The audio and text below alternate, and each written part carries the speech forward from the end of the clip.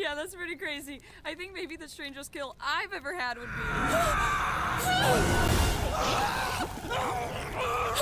oh, no. Shh, quiet, gotta sleep.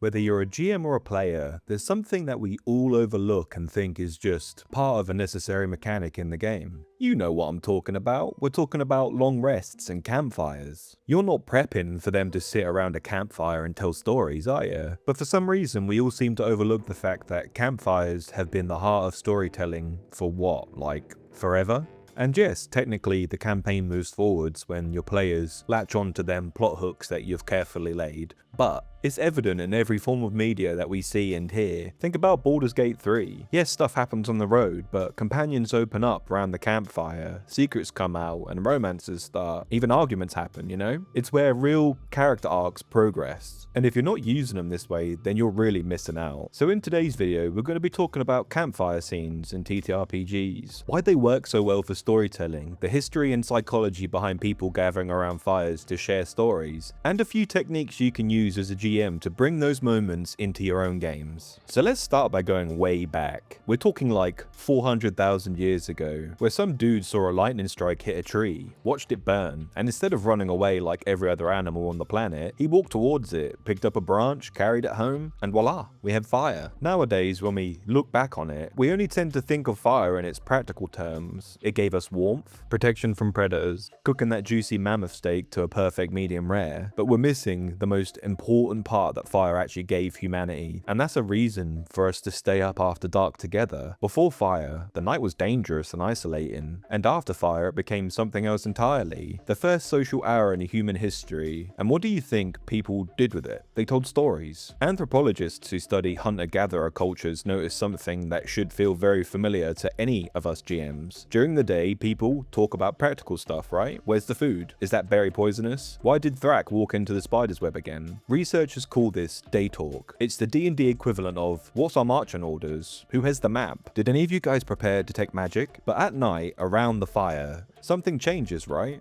The conversation turns towards stories and myths about ancestors, lessons learned the hard way, and tales of love and loss, and that one time someone did something incredibly stupid and survived. And we call this the Firelight talk. Daytime storytelling is about 6% of conversations, whereas nighttime is about 81 to 85%. So when I say you're missing out, you can really see that you're missing out. Fireside stories aren't a side dish, my friends, they're the main meal, and your players are walking away hungry. You need to remember that your players are literally wired for this. The campfire scene isn't a quirky narrative technique, it's tapping into 400,000 years of human social programming. Now let's dig a bit deeper and look at what actually happens in the brain during a story. When someone's telling a compelling story, the listener's brain starts mirroring the storyteller's brain activity. This has been called neurocoupling, and yes, I know it sounds made up, but it actually isn't. Basically what it means is a good story pulls everyone at the table into the same emotional or mental space, and it's described as the herding effect. I think that's what we should call each other from now on, brain herders. We're basically getting a group of wildly different people who are playing wildly different characters with wildly different motives, and we're pulling them into a shared experience. And campfire scenes are one of the most efficient tools for doing this, because they combine the neurological effect of storytelling with the psychological effect of, this is real, sitting near a fire. Yes, actual fire, or the suggestion of fire in a story. It activates something that I can't pronounce in the nervous system. It lowers stress and reduces blood pressure, and it can even trigger the release of oxytocin, the bonding hormone, which is why people seem to be more interested when they can hear the crackle of a campfire, or the description of one. You can literally simulate this by having like the background sounds on, or if you have a TV in the room,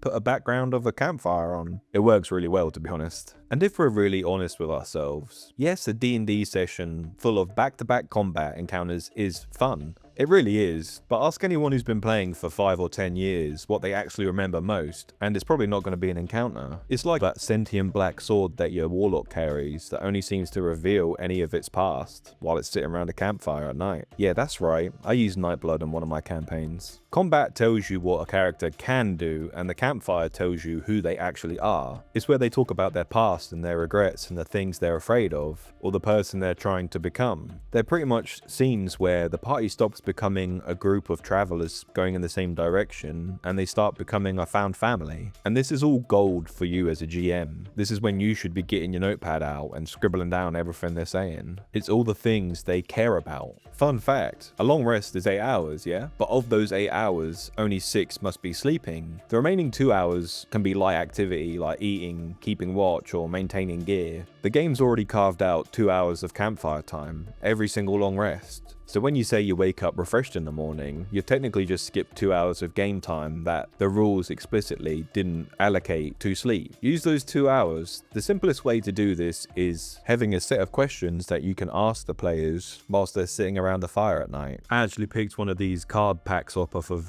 Amazon, and it's got stuff in there like your past, your present, your companions, your dreams, your world, hypotheticals. And you can just shuffle the pack and then pick one out, and then you can ask a player that question. Because if we're really being honest, not every player is going to be comfortable to launch naturally into improvised monologue about their character's childhood. Some players are going to be shy, or some don't know what to say, which is where these prompts come in. And the prompt doesn't have to demand anything, it's just an invitation that has a shape to it. Here's an example for you, your past. How did you learn your most valuable skill? Who taught it to you? Why is this skill so important? Here's another one, your present. What is a significant item you own that is new, or was handed down, or you made? Or one for your dreams. If you could move into your dream home today, what would it be like? Would you share your home with anyone? The theme doesn't need to be heavy. And like I say, these prompts are tactically useful for the GM. They're story seed generators. Every detail a player invents in a campfire scene is now canon. The city where they grew up, or a mentor they lost, or that food that they dream about. It's all material you can use later. You're not just facilitating roleplay, you're harvesting plot hooks. So you need to write everything down. And something that I've started to do is that when players start narrating about their past, rather than just letting them talk about it, I'll actually play it out. I called these campfire scenes, and it's one of the best tools that I have in my GM kit, to be honest. The whole table stops being a passive listener to the story and they step inside of it. The players might take on roles within the memory, like friends, enemies, or strangers who mattered. You might run a short scene, or maybe even a short combat. The rules still apply, but everything is filtered through a soft, slightly unreliable lens of memory. Using this technique, I've found out several things. It deepens the character, it gives the whole table ownership of that backstory, and it makes the past feel present and real and connected to the characters that are playing right now.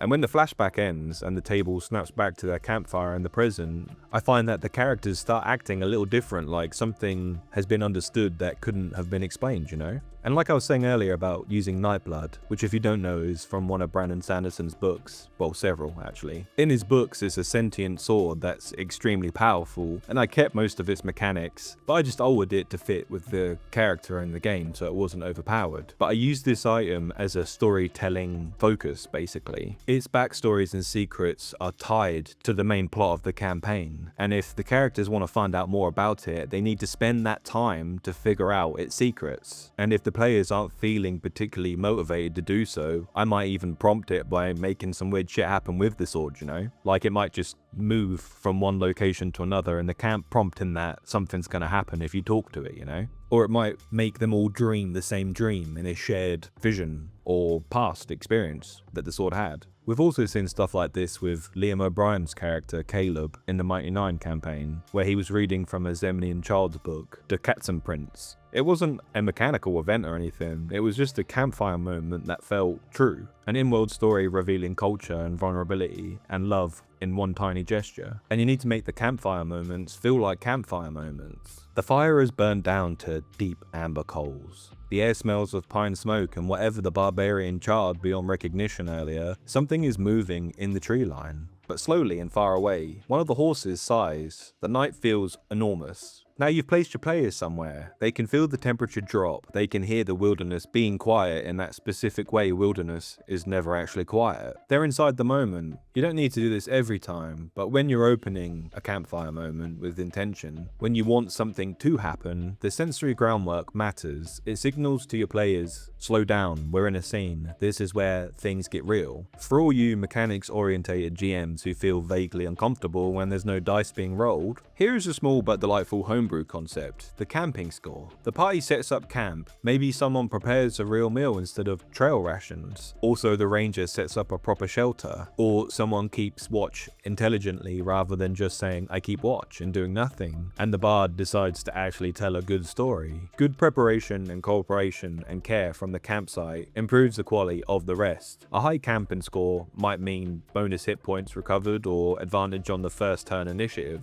And it even helps the GM with just thinking like the party is functioning well as a unit now. Things can get a little harder. It's only a small thing, but it incentivizes and to actually think about their environment and to treat the campsite as part of the adventure rather than a time to skip. And if someone wants to cook an elaborate meal for the party, it gives them a reason to do so beyond role-playing instincts. So I just want you to think and remember that campfires are so important to the campaign. They're not something that should just be rushed past. For most players, their backstories are important to them. They want it to come out and become part of their playstyle. The best way for this to come out is sitting around a fire. It enables the players to discuss the day's events, and also gives them a chance to start connecting those dots to the elaborate story that you've created. And if you think your group just isn't that into roleplay, creating those campfire scenes where you actually dig into the past and actually get to play them and reenact them and get a map out and actually feel like their backstories matter, it can change the whole experience for a player. And don't forget to use the tools at your disposal, such as magical items that can talk, or even NPCs that have come along for the journey to prompt conversations. And if you as the GM struggle to come up with ideas, then get yourself a deck from Amazon or somewhere else. There's loads of them out there and they have tons of ideas that can start helping with this process. So how do you as a GM deal with campfires? Do you skip them? Do you run them? How do you do it at your table? If you're a player, does your GM do this? Or do you think they could benefit from this video? Let us know in the comments and let's get to debating. Thank you for watching, and as always, stay spicy adventurers.